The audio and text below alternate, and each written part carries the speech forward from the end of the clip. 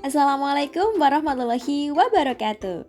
Melalui video ini, kita akan belajar bersama-sama tentang materi teks narasi. Mulai dari pengertian, ciri-ciri, struktur, hingga unsur-unsur teks narasi. Selamat belajar dan semoga bermanfaat. Apakah kamu tahu apa itu teks narasi?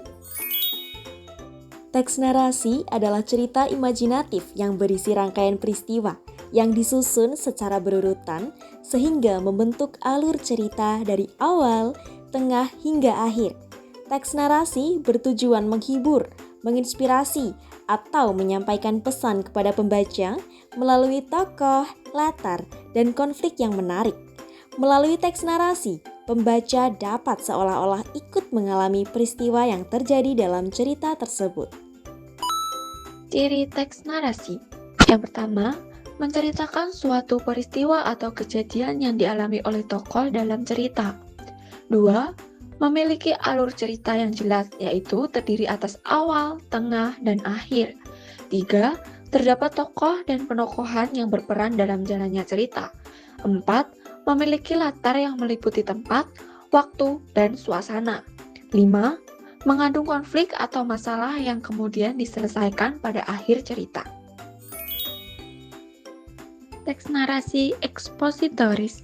Teks narasi ekspositoris adalah narasi yang bertujuan memberikan informasi atau pengetahuan kepada pembaca tentang suatu peristiwa secara jelas dan runtut. Isi cerita biasanya berdasarkan fakta atau kejadian yang benar-benar terjadi. Contohnya, riwayat perjuangan pahlawan atau kronologi suatu peristiwa sejarah. Teks narasi artistik. Teks narasi artistik adalah narasi yang mengutamakan keindahan bahasa dan unsur seni dalam penyampaian cerita. Penulis berusaha membuat cerita menjadi menarik dan memberikan pengalaman estetik kepada pembaca. Contohnya, ada cerpen, novel, dan dongeng. Teks narasi sugestif.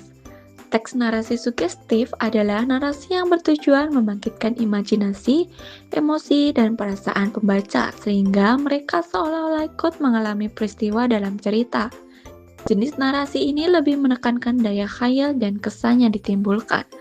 Contohnya, cerita petualangan, cerita misteri, atau cerita fantasi. Struktur teks narasi. Yang pertama ada orientasi. Bagian pembuka cerita yang berfungsi sebagai pengenalan cerita berisi informasi mengenai latar tempat, latar waktu, suasana cerita, serta memperkenalkan tokoh yang akan terlibat dalam cerita. Yang kedua, komplikasi. Bagian dalam teks narasi yang berisi munculnya masalah atau konflik yang dihadapi tokoh. Konflik tersebut berkembang secara bertahap hingga mencapai puncaknya. Ketiga, resolusi.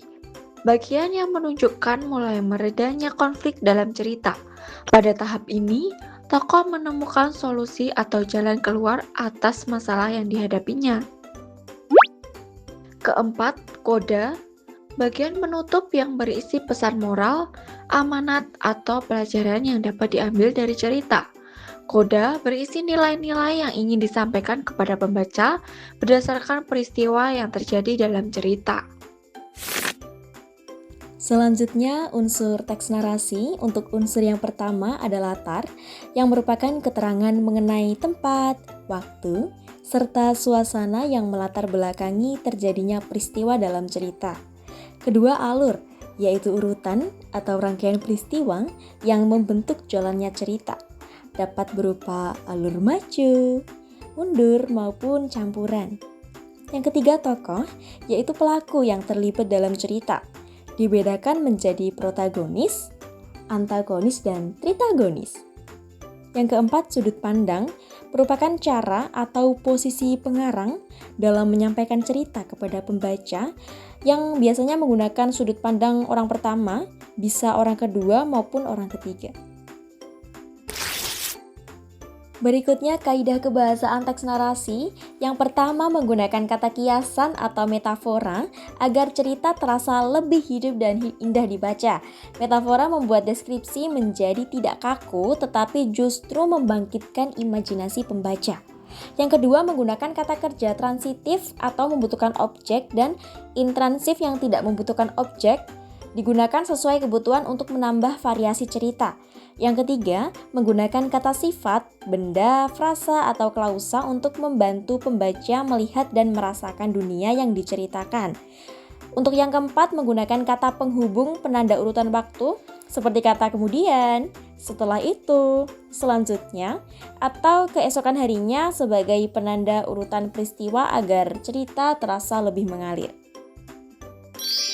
Demikian pembahasan mengenai teks narasi. Semoga materi yang telah dipelajari dapat menambah pemahaman materi teks narasi dengan baik. Tetap semangat belajar dan sampai berjumpa pada pertemuan berikutnya. Wassalamualaikum warahmatullahi wabarakatuh.